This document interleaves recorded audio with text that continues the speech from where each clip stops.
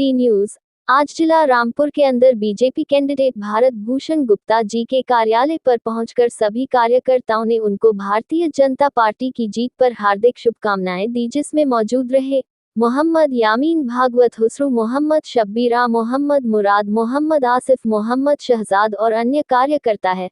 और उन्होंने कहा कि इस बार भी रामपुर लावारिस ही रह गया। इस बार भी हमें दुख है कि भारतीय जनता पार्टी की सीट नहीं निकली, लेकिन आने वाले इलेक्शन में भारतीय जनता पार्टी अपनी जगह बनाए। मोहम्मद शहजाद की रिपोर्ट, रामपुर।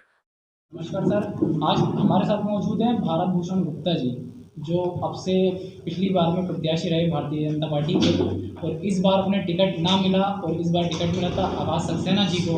और इस बार जो सर जीत हुई है बीजेपी की, वो किस तरीके की जीत है?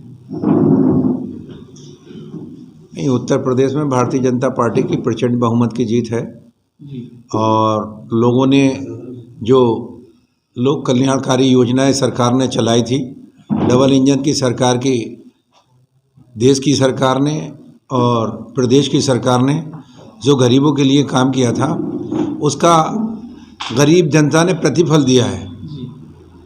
क्योंकि आपने देखा महिलाओं की सुरक्षा बड़ा मुद्दा था और गरीबों को राशन बड़ा मुद्दा था, गरीबों को आवास, गरीबों की बेटियों की शादी और जो मेधावी छात्र हैं उनके पढ़ने की आगे की व्यवस्था, ये बड़े मुद्दे थे। पहले यहाँ कुशासन था, अब सुशासन है। गुंडा राज गायब है, कानून व्यवस्था पटरी पे है। ये इस सब को लोगों ने पसंद किया है। योगी और मोदी जी की सरकार भ्रष्टाचार से ऊपर उठ के ईमानदार नेताओं की तरह इन्होंने काम किया है। तो चुनाव में जैसे कि समाजवादी पार्टी के नेता कहते रहे कि हम 400 सीटें जीतेंगे, हम 350 सीटें जीतेंगे, लेकिन सीटें जीतने के लिए धरातल पे काम जरूरी होता है और धरातल पे काम भारतीय जनता पार्टी की डबल इंजन की सरकार ने किया है। अच्छा, और इस बार जो लोगों का कहना था कि भारत भूषण जी को टिकट मिलेगा और अन्य आकाश सक्सेना जी को टिकट मिल गया, इस पर आप क्या कहेंगे? देखिए, पूरी तैयारी थी और भारतीय जनता पार्टी ने मुझे पहले से भी आश्वस्त कर रखा था। मैं कैंडिडेट था, लेकिन बीच में पता नहीं चलता है, राजनीतिक परिस्थितियाँ कहीं भी कभी भी बदल जाती हैं। तो एन टाइम पे परिस्थितियाँ बदल गईं और मेरी जगह आकाश सक्सेना को कैंडिडेट, उसके राजनीतिक अपने अलग कारण हैं। इसका मतलब ये नहीं है कि आकाश सक्सेना को टिकट दे दिया तो भारत भूषण गुप्ता को तवज्जो नहीं है। हमने सर्वे किया था तो आपका जोर शोर ज़्यादा था, लेकिन उसके बावजूद भी आकाश सक्सेना जी को टिकट क्यों दे दिया गया? देखिए, मैं लगातार हर दिन बिना रुके थके काम कर रहा था, दिन को भी रात को भी। मैंने जब उपचुनाव हुआ है अक्टूबर 2019 में, उससे पहले 2017 के बाद से लगा हुआ था। इस चुनाव में करीब से मैं हारने के बाद 7,000 के मात्र अंतर से मैं हारा। लड़ना चाहते थे, चमरौआ से लड़ना चाहते थे। चमरौआ में मोहन लोधी चूँकि पिछड़े की सीट थी, पिछड़े को लड़ाना था। तो हो सकता है वो पैरोकारी कर रहे हैं और मुकदमों में उनकी गवाही है, वादी हैं, तो इन सब मुद्दों के लेके कोई बात बनी हो और सोचा हो कि जब ये पैरोकारी कर रहे हैं, आजम खां के खिलाफ मुकदमों में लड़ाई लड़ रहे हैं और चुनाव लड़ना चाहते हैं, तो ठीक है, इन्हें लड़ा देते हैं। ये बार जो उनकी हार हुई है, उस तरीके से उन्हें क्या लग रहा है? देखिए, अब उन्हें क्या लग रहा है ये तो वो ही बता पाएंगे, लेकिन 2017 का चुनाव शिव बहादुर सक्सेना जी, उनके पिताजी लड़े थे और वो भी लगभग आजम खां से 47,000 वोटों से हारे थे। उन्हें 55,000 वोट मिले थे, आजम खां को 1,02,000 वोट मिले थे। अच्छा, अब आगे क्या चाहते हैं? क्या आपको भारतीय जनता पार्टी टिकट दे अगले इलेक्शन में? और इस चुनाव में आजम खां को 1,31,000 वोट मिले हैं, इन्हें 75-76,000 वोट मिले हैं। डिफरेंस बहुत बढ़ गया। इसी में बीच में जो अक्टूबर 2019 में चुनाव हुआ था, यहाँ जीत हार का अंतर, जब जो उपचुनाव में लड़ा था, बहुत ना के बराबर। मैंने तो उसके आगे की भरपाई शुरू की थी।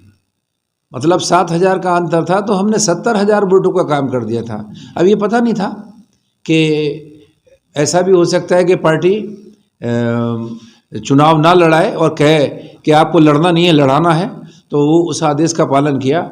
अब भी जो भी पार्टी का आदेश होगा उसी को माना जाएगा और उसी के लिए काम किया जाएगा। 100% तैयारी है मेरी पूरी। अगर पार्टी आदेश करेगी रामपुर में उपचुनाव होगा, मुझे कहा जाएगा तो 100% पूरी ताकत के साथ हम लड़ेंगे और ऊपर वाले ने चाहा लड़ेंगे भी और जीतेंगे भी। लोगों का प्यार, लोगों का मन, मेरा काम, मेरा विश्वास, मेरा भाईचारा। इस पे तो बलदेव सिंह औलख जी ने कहा है कि आपकी बार मुसलमानों ने हमें रामपुर के वोट नहीं दिया है, उनके बारे में सोचा जाएगा। वो क्या सोचेंगे? देखिए, इस तरीके की तो धमकी दी है। देखिए, जिसने जो कहा है उसका जवाब तो वो ही देगा। और भारतीय जनता पार्टी ने, किसी नेता ने, ना योगी जी ने, ना मोदी जी ने, ना किसी और शीर्ष नेता ने किसी को कहा है कि देखा जाएगा, क्योंकि हिंदुस्तान का संविधान सबके लिए काम करता है, देश का कानून सबके लिए काम करता है। और सरकार ने जितनी योजनाएं बनाई हैं, देखे जाने का तो मतलब ये है कि किसी के साथ भेदभाव नहीं किया है। अगर राशन हिंदू को मिला है, सरदार को मिला है, ईसाई को मिला है, तो मुसलमान को भी मिला है। गरीब की बेटी की शादी हुई है, अगर हिंदू की हुई है, सरकार जो होती है उसे देश चलाना होता है, वो भेदभाव में विश्वास नहीं करती है। जो योजनाएं हमारे बच्चों को, हमारी बेटियों को, गांव को, गरीब को, खेत को, खलिहान को मिल रही है, अगर बिजली में छूट होगी तो सबको मिलेगी। देखिए, ये हवा और ये पानी, ये सब कुदरत के अधीन है। अगर किसी का बस चले तो ये सब रोक सकता है। ईश्वर ने जब ये हवा पानी बनाया है तो उसने जात पात नहीं किया है। वो नहीं देखता है कि कौन मुसलमान है, कौन हिंदू है, कौन सिख है, कौन ईसाई है। वो बराबर सबको ऑक्सीजन देता है। ये फ्री की ऑक्सीजन सबको मिलती है। तो हमारा भी यही मानना है, सरकारें कभी ऐसा नहीं करती हैं, भेदभाव नहीं करती हैं। सरकारों ने बढ़िया काम किया है और सरकारों ने मुसलमानों का हित ऊपर रखा है। और मोदी जी ने तो कहा था कि एक हाथ में कलम और एक हाथ में कुरान। मैं चाहता हूं कि हिंदुस्तान के मुसलमान, अमेरिका में कहा था कि तरक्की करें, अगर एक हाथ में कुरान हो तो एक हाथ में कलम जरूरी है, क्योंकि कलम आपकी तरक्की का पैमाना है। पढ़ोगे लिखोगे तो तरक्की करोगे, आपके बच्चे भी अच्छे अधिकारी बनेंगे। इसके लिए आज पूरे उत्तर प्रदेश में जहाँ जहाँ जो बच्चे पढ़ाई कर रहे हैं, हम देखिए मुस्लिम समाज के बच्चे बड़े लेवल पे, उनकी बेटियां तरक्की कर रहे हैं, उनके बेटे बड़े अधिकारी बन रहे हैं, डॉक्टर बन रहे हैं, इंजीनियर बन रहे हैं। मेरे यहाँ धमोरे में मेरी ग्राम पंचायत है, एक सिद्दीकी साहब है, उनके 4 बेटे हैं और चारों MBBS डॉक्टर हैं। जबकि परिवार गरीब था, दादा राज मजदूरी का काम करते थे, बाप झोला टाप डॉक्टर थे, पढ़े लिखे भी नहीं थे। तो जो काम करेगा ना, उसकी तरक्की को कोई रोक नहीं सकता। और अच्छा, इस बार रामपुर के अंदर क्या विकास हो सकता है? सरकार बन गई है अब तो मोदी जी की। देखिए,